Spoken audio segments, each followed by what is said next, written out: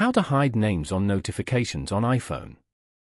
To get started, unlock your iPhone and open the Settings app. Scroll down and tap on Notifications to view how alerts appear. Once you're on this screen, tap on Show Previews to adjust what is shown. Select Never to hide names and message details on the lock screen and in banners. If you only want details when using the device, choose When unlocked for a balanced option. The current choice is ticked, making it easy to confirm you have selected the right setting. Tap on the back arrow to return to the notifications screen and see the option updated beside Show Previews.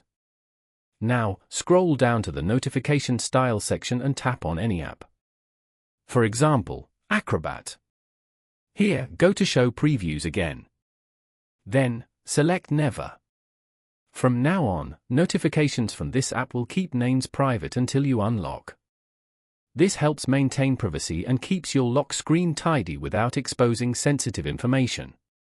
Following these steps, you can easily hide names on notifications on iPhone.